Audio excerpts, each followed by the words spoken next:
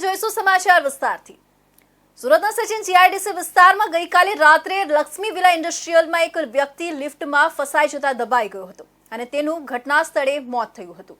આ ઘટના બાદ 108 ને બોલાવવામાં આવી હતી, પરંતુ 108 ના ડ્રાઈવર, કંપની અને ડોક્ટરની મિલીભગત સામે આવી હતી। સુરતના સચિનમાં પ્લાસ્ટિકની ફેક્ટરીમાં ગુડ્સ લિફ્ટમાં મોડી રાત્રે બનેલી દુર્ઘટનામાં મૂળ બિહારના અને હાલ સચિન રહેતા 22 વર્ષીય કર્મચારીનું માથું આવી ગયું હતું, જેમાં આ કર્મચારીને કોઈપણ પ્રકારની તબીબી સારવાર મળે તે પૂર્વે જ ઘટના સ્થળે કમકમાટી ભર્યું મોત નીપજ્યું હતું।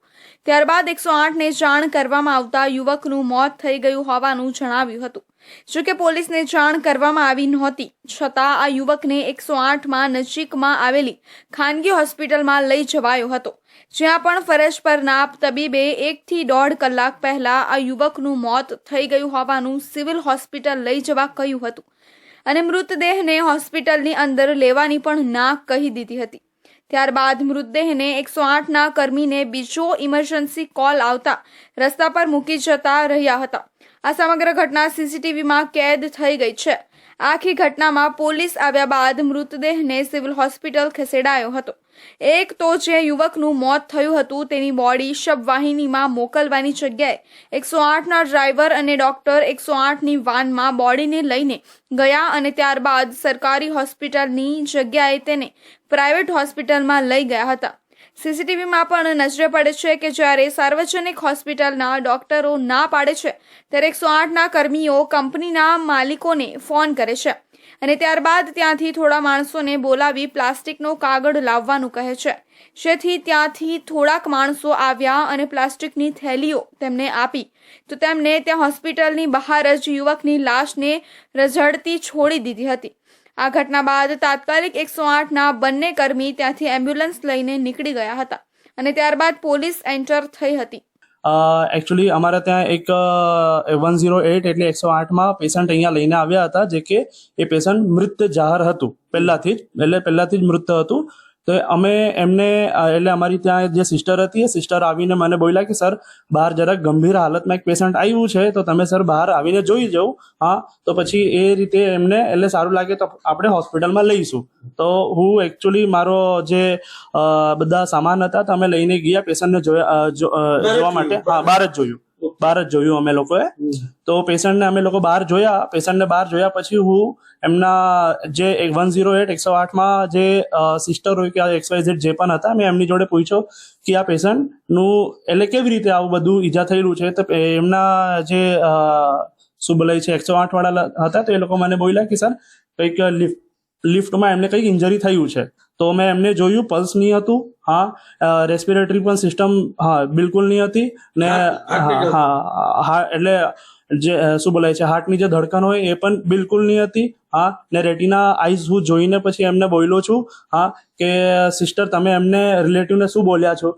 તો એ સિસ્ટરે બોલ્યા કે સર તમે બસ મને કન્ફર્મ કરી આપો। જો મેં પછી સિસ્ટરને બોલ્યો કે સિસ્ટર એકચ્યુઅલી પેશન્ટ મૃત છે। હવે સવાલ એ ઊભા થાય છે કે 108ના ડ્રાઈવર અને ડોક્ટરને શા માટે આવું કરવું પડ્યું? શું ખાનગી હોસ્પિટલો સાથે 108ના ડ્રાઈવર અને ડોક્ટરને કોઈ સેટિંગ? કંપની માલિકો દ્વારા કેમ કોઈ પગલાં ન લેવાયા? કંપની માલિકોએ ઘટનાની જાણ પોલીસને પહેલા કેમ ન કરી? મોતનો મલાજો કેમ ન જળવાયો? સચિન જીઆઈડીસીમાં આવેલા જે ઘટનામાં આ યુવકનું મોત થયું છે ત્યારે હવે એ જોવું રહ્યું કે આ મામલે 108ના કર્મીઓ વિરુદ્ધ, જવાબદાર પોલીસ વિરુદ્ધ અને જવાબદાર કંપનીના માલિકો વિરુદ્ધ કોઈ કાર્યવાહી કરવામાં આવશે કે કેમ? કોલકાતામાં મેડિકલ કોલેજની રેસિડેન્ટ તબીબ પર રેપ બાદ હત્યા કરવાની ઘટનાના દેશભરમાં પડઘા પડ્યા છે। રેસિડેન્ટ ડોક્ટરો હડતાલ પર ઉતરી ગયા હતા। 6 દિવસ બાદ હડતાલ સમેટાઈ હતી। આ સાથે રેસિડેન્ટ તબીબોએ સુરત સિવિલ સુપ્રિન્ટેન્ડન્ટ સહિતના તંત્રના અધિકારીઓ સાથે બેઠક કરી પોતાની માંગણીઓ મૂકી હતી, જે પ્રમાણે સિવિલ વહીવટીતંત્ર દ્વારા કેમ્પસમાં સીસીટીવી અને બ્લેક સ્પોટ પર લાઇટ વધારવામાં આવશે। આ સાથે જ महिला गार्ड सहित 15 सिक्योरिटी गार्ड में વધારો કરી દેવામાં આવ્યો છે, જે राउंड द क्लॉक चेकिंग करશે। कलकत्ता में रेप एंड मर्डर की घटना के बाद पूरे देश में जो रेसिडेंसी डॉक्टर, प्राइवेट डॉक्टर द्वारा विरोध हुआ, गुजरात के सूरत सिविल में भी ये 6 दिनों की रेसिडेंट डॉक्टर की हड़ताल के बाद प्रशासन के साथ जो मांगे थी उनकी बहुत सी वो मांगे पूरी करने के बाद आज वो हड़ताल खत्म हुई। आप देख सकते हो सूरत के सिविल हॉस्पिटल में डॉक्टर जो रेसिडेंशियल डॉक्टर उनकी मांगे थी कि यहाँ पे सिक्योरिटी गार्ड की सुविधा ज़्यादा हो, हर एक चीज़ जो आने जाने वाले उनकी चेकिंग हो, और जो कई रास्ते हैं जहाँ पे लाइटें ना, वहाँ लाइटें की सुविधा और CCTV कैमरा बढ़ाने की मांग, ऐसी कई मुद्दों की मांगनी की गई थी। वो मांगे उनकी पूरी हुई और 6 दिनों की हड़ताल के बाद ये मांग पूरी होने के बाद आज हड़ताल भी स्टॉप पे मिलते हैं। यहाँ पे जो सूरत सिविल के हॉस्पिटल के अधिकारी हैं उनसे बात करते हैं क्या क्या घटना मांगी हुई थी और किस तरह पूरी की। जी, ये जो मांगे थी उनकी क्या क्या मांगी थी और किस तरह आपने पूरी की? जी है कि हमारे रेसिडेंट डॉक्टर्स कुछ कारणों की वजह से हड़ताल पे थे और उनकी मांगे थी जिसमें ज़्यादा करके सिक्योरिटी के रिलेटेड मांगे थी। तो कुछ मांगे थी जो प्रशासन के लोकल प्रशासन के हस्तक थी और कुछ मांगे थी जो हमारी सरकार के हस्तक थी। जहाँ तक देखा जाए लोकल प्रशासन के हस्तक थी कि सिक्योरिटी वाज द प्राइम, कि उन्हें सिक्योरिटी मिलनी चाहिए और हम भी इससे सहमत थे। इसीलिए सबसे पहले हमने सिक्योरिटी गार्ड्स को यहाँ पे बतौर नंबर बढ़ा दिए हैं, जिसकी वजह से उनको जो भी डॉक्टर्स को सिक्योरिटी चाहिए वो उनको मिल सकती है। जो हमारे हस्तक में था जितने सिक्योरिटी गार्ड्स थे उनको हमने डिस्ट्रीब्यूट कर दिया है। कुछ नंबर्स जो ज़्यादा नंबर्स बढ़ाने हैं सिक्योरिटी गार्ड से वो हमने राज्य सरकार के हस्तक, उसके लिए सुप्रिटेंडेंट श्री के द्वारा ये बात की डिमांड रख दी गई है। जब तक वहाँ से हमें मिल जाएगा तो हम यहाँ पे नंबर ऑफ़ सिक्योरिटी गार्ड्स बढ़ा देंगे। दूसरी चीज़ जो थी उनकी मांग थी CCTV कैमरा के रिलेटेड, हम उससे भी सहमत थे। हमारे डीन श्री और सुप्रिटेंडेंट श्री और RMO श्री वो मीटिंग में हाजिर थे। जहाँ पे हमारे CCTV कैमरा लगे हुए हैं वो सारे कैमरा वर्किंग है कि नहीं इस बात की पुष्टि हो चुकी है, और जहाँ पे हमें दिखा कि वो यहाँ पे कैमरा लगाने की ज़रूरत है बतौर सिक्योरिटी, तो हमने वहाँ पे कैमरा लगाने के लिए ज़रूरी आदेश कर दिए हैं। कुछ चीज़ें थी जो लाइट के रिलेटेड थी, PIU के रिलेटेड काम की थी। PIU के जो अधिकारी थे, आला अधिकारी वहाँ पे मौजूद थे, तो उनके साथ भी हमने जो भी ज़रूरी PIU के रिलेटेड या लाइट के रिलेटेड या इलेक्ट्रिसिटी के रिलेटेड जो भी चीज़ें थी जो उनके आला अधिकारी के हस्तक में आती हैं उसके लिए भी हमने बात कर ली है, वो भी सहमत है। तो 1 या 2 दिन में वो सारा काम हो जाएगा। देख सकते हो सूरत के सिविल हॉस्पिटल में जो रेसिडेंशियल डॉक्टर था उनका विरोध 6 दिनों तक चला। आज वो संतुष्टि मिली, उनकी जो मांग है, जो लोकल मांग थी वो उनकी जो अधिकारी है उनकी द्वारा पूरी की गई है। और आज राबता मुजब जिस तरह हॉस्पिटल में कामगिरी शुरू हो गई है। कैमरामैन रवि वेंडे के साथ सुनील प्रजापति, इंडिया न्यूज़ सूरत। સુરતના નાના વરાછા વિસ્તારમાં મેટ્રોનું હાઇડ્રોલિક લોન્ચર મશીન ધરાશાયી થવાની ઘટના સામે આવી છે। મેટ્રો રેલની કામગીરી દરમિયાન એકાએક એક ક્રેન વચ્ચેથી વળી ગયું હતું, જેના કારણે બીજું ક્રેન પર વધુ વજન આવી જતા એક ક્રેન ત્રાંસુ થઈને પડી ગયું હતું અને હાઇડ્રોલિક મશીન ધરાશાયી થયું હતું। સુરતમાં મેટ્રોની કામગીરી પૂરજોશમાં ચાલી રહી છે, ત્યારે નાના વરાછા વિસ્તારમાં હાઇડ્રોલિક ક્રેન ધરાશાયી થવાની ઘટના સામે આવી છે। મળતી માહિતી પ્રમાણે સુરતના નાના વરાછા વિસ્તારમાં આવેલા તપોવન સર્કલ પાસે હાઇડ્રોલિક મશીન ધરાશાયી થયું છે। પિલર પર સ્પાન બનાવવા માટે આ હાઇડ્રોલિક મશીન કામ કરે છે। આ મશીનને ઉપર ચડાવવા માટે 2 મોટા અને હેવી ક્રેન દ્વારા પિલરની ઉપર હાઇડ્રોલિકને ચડાવવામાં આવી રહ્યું હતું।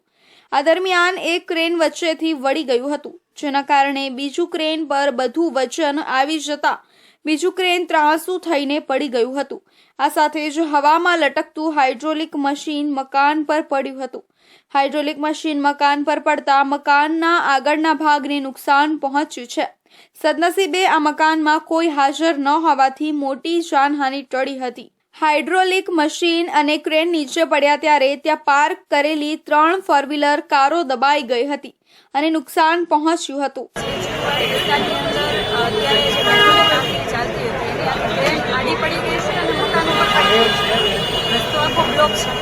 સવાલ એ નથી કે ટ્રેન પડી ગઈ છે, પણ પડી શા માટે, કેમ આવી ગંભીર પ્રકારની બેદરકારી સામે આવે છે।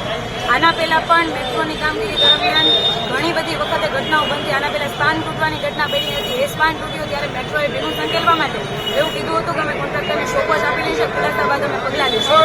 એનો 1 મહિનો અત્યાર સુધીમાં થઈ ગયો। 1 મહિનો થઈ ગયો તો કેમ કોઈ કાર્યવાહી નહીં કરી, કેમ કોઈ પગલાં નહીં લીધા? આપના નેતા પાયલ સાકરિયા પણ ઘટના સ્થળે પહોંચ્યા હતા. આ ઘટના અંગે પૂછતા તેમણે જણાવ્યું હતું કે અહીં મેટ્રો રેલની કામગીરી ચાલતી હતી. આ કામગીરી દરમિયાન એક ક્રેન આડું પડી ગયું છે અને બીજું ક્રેન મકાન પર પડ્યું છે.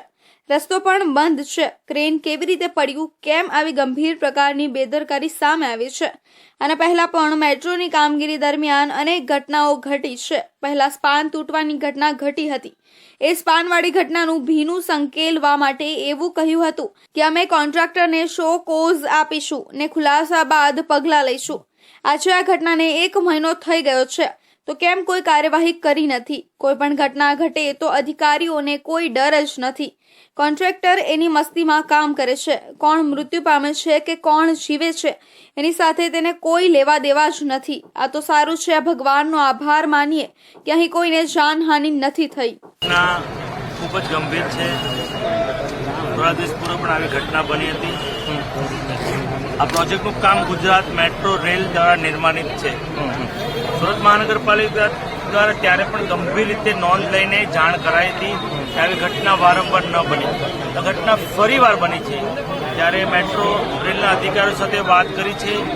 જે કોઈ આમાં ગુનેગાર હોય તેની પર કાયદેસર પગલાં ભરે, જે પણ કોન્ટ્રાક્ટર હોય તેની પર કાયદેસર પગલાં ભરે અને આ ઘટના ફરીવાર નહીં બને તેને ગંભીર રીતે સુરત મહાનગરપાલિકા નોંધ લે છે અને ગુજરાત મેટ્રો રેલ દ્વારા જાણ કરવામાં આવે છે. મેયર દક્ષેશ મેવાણી પણ ઘટના સ્થળે પહોંચ્યા હતા અને ઘટના અંગે પૂછતા તેમણે જણાવ્યું હતું કે આ ઘટના ખૂબ જ ગંભીર છે. થોડા દિવસ પહેલા પણ આવી ઘટના ઘટી હતી. આ પ્રોજેક્ટનું કામ ગુજરાત મેટ્રો રેલને આધીન છે.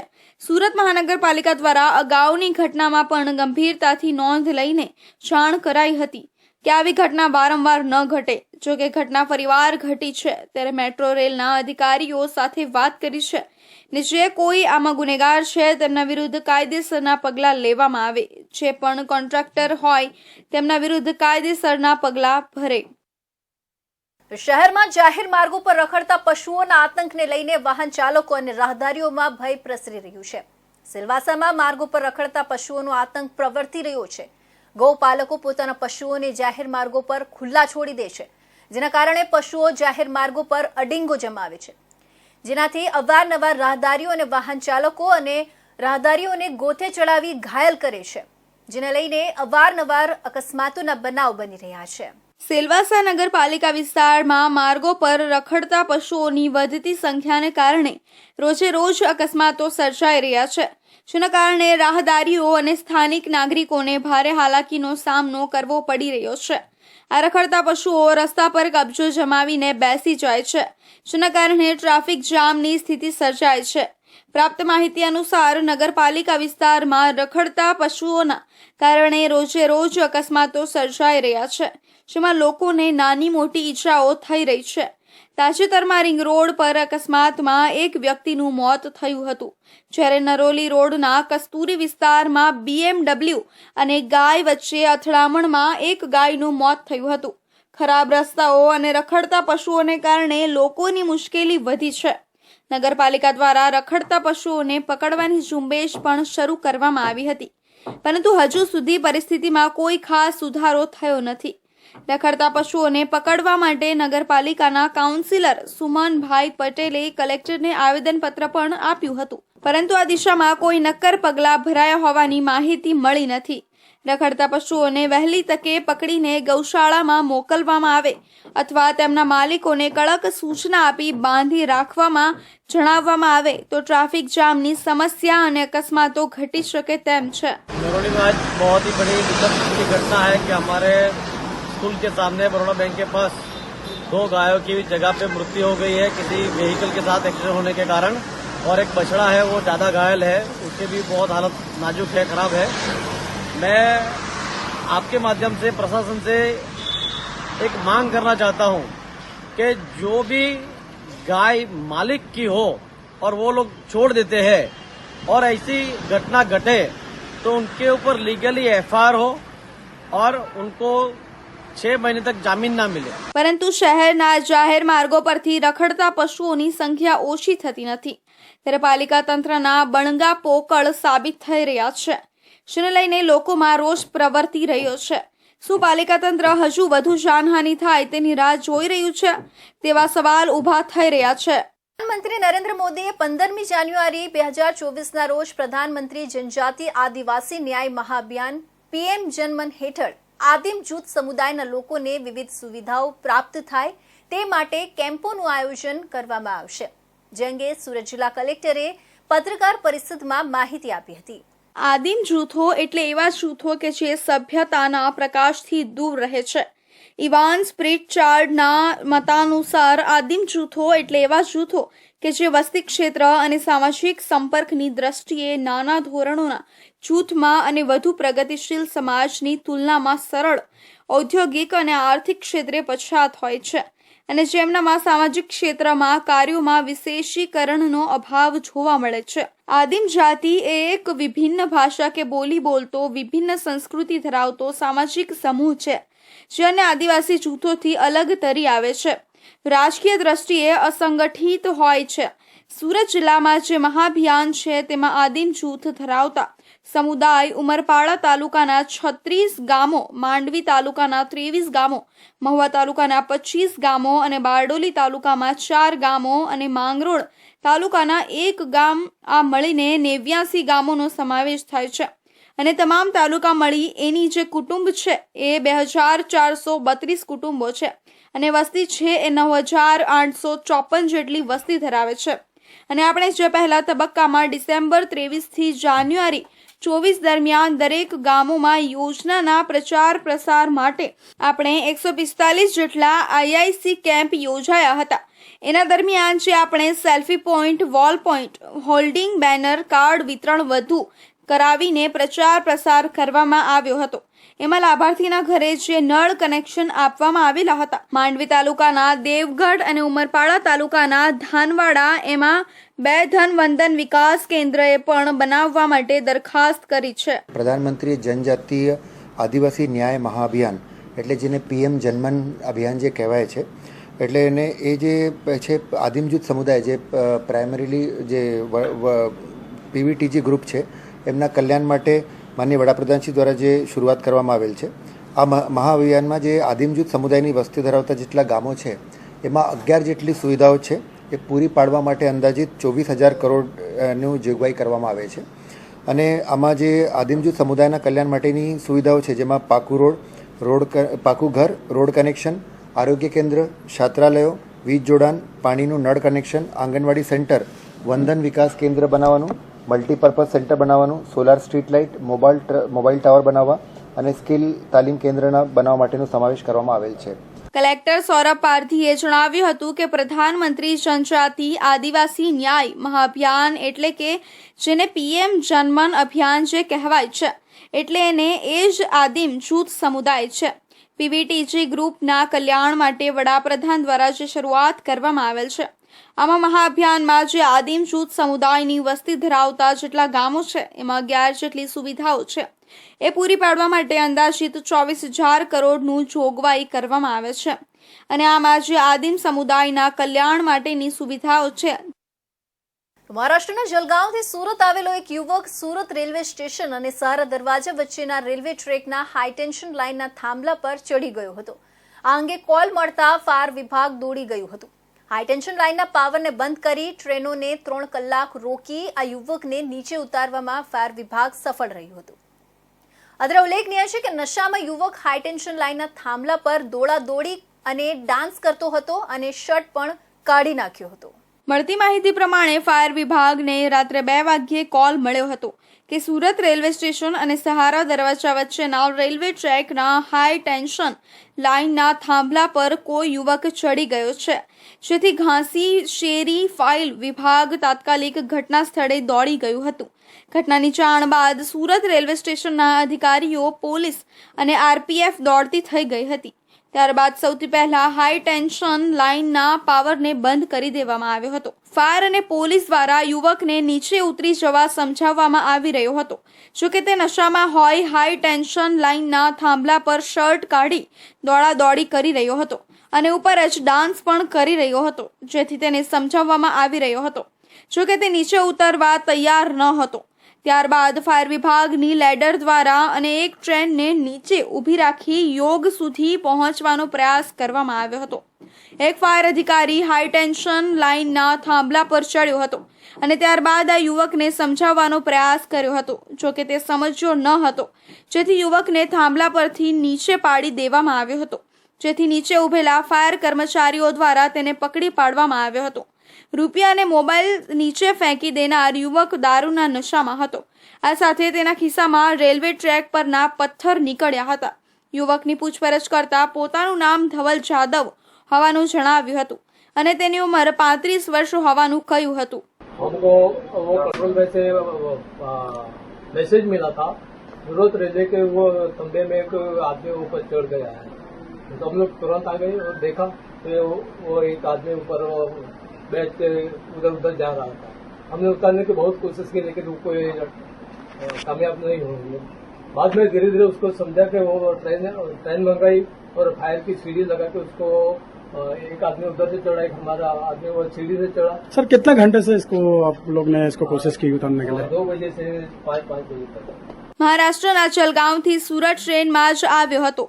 યુવકના હાથ બાંધીને રેલવે પોલીસને સોંપી દેવામાં આવ્યો હતો. યુવક કયા કારણોસર થાંભલા પર ચડ્યો અને તેની મેડિકલ તપાસ પણ કરવામાં આવી હતી.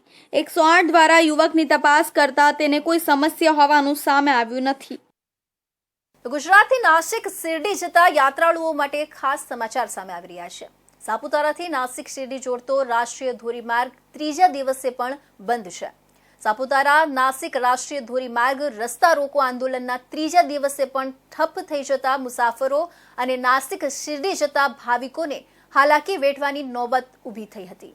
ગુજરાતથી નાસિકને જોડતા મહત્વના સાપુતારા બોરગાંવ અને ધરમપુર પેઠ રાષ્ટ્રીય ધોરીમાર્ગ પર ચક્કાજામ કરી પૈસા કાયદાની અમલવારી માટે આદિવાસી સંગઠનો સાથે સમર્થકો અડગ રહ્યા હતા. આંદોલનકારીઓનું કહેવું છે કે મહારાષ્ટ્રમાં પૈસા સેક્ટરની 17 કેડરમાં ઘણા ઉમેદવારો નોકરી માટે લાયક હોવા છતાં મહારાષ્ટ્ર સરકાર જાણી જોઈને તે જગ્યાઓ ભરી રહી નથી. ઘણા લાયક યુવાનો અનિશ્ચિત મુદતની ભૂખ હડતાલ સાથે વિરોધ કરી રહ્યા છે, પરંતુ સરકાર આ આંદોલનને ગંભીરતાથી લેતી ન હોવાથી આંદોલનમાં ભાગ લેનાર ઉમેદવારો અને તેમના પરિવારજનોમાં રોષ છે. ઘણા રાજકીય પ્રતિનિધિઓએ આ ચળવળમાં ભાગ લીધો હતો અને તેમનું સમર્થન દર્શાવ્યું હતું. તાલુકાના બોરગામ, સુરગાણા, પલાસણ, ઉંબરથાન, બાહે, સરત ખાતે બજારો સખ્ત રીતે બંધ રાખવામાં આવ્યા છે. તેમજ તાલુકામાં હોસ્પિટલ સિવાય સરકારી કચેરીઓ બંધ રાખવામાં આવી છે.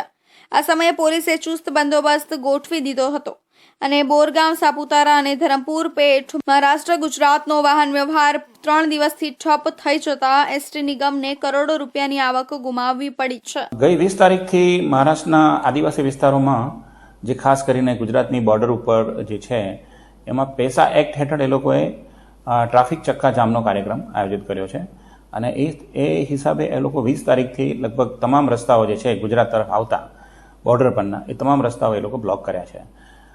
છેલ્લા 3 દિવસથી એ લોકોનો કાર્યક્રમ ચાલુ છે. હજુ સુધી એ લોકોએ એ રસ્તા રોકો આંદોલન પૂર્ણ નથી કર્યું.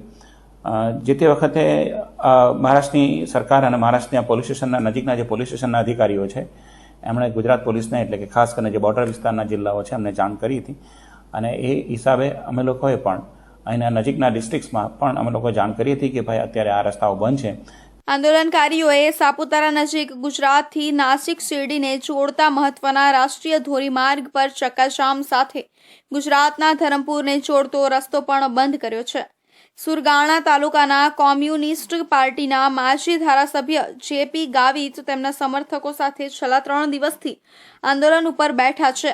પૈસા એક્ટ હેઠળની 17 કેડરમાં મુજબ લાયકાત ધરાવતા યુવાનોને તાત્કાલિક રોજગાર આપે તેવી છે માંગ સાથે આંદોલનના ત્રીજા દિવસે પણ લોકો રસ્તા ઉપર બેસી રહ્યા, જેને કારણે મહારાષ્ટ્ર ગુજરાત બોર્ડર ઉપર વાહનોની લાંબી લાઈનો જોવા મળી હતી.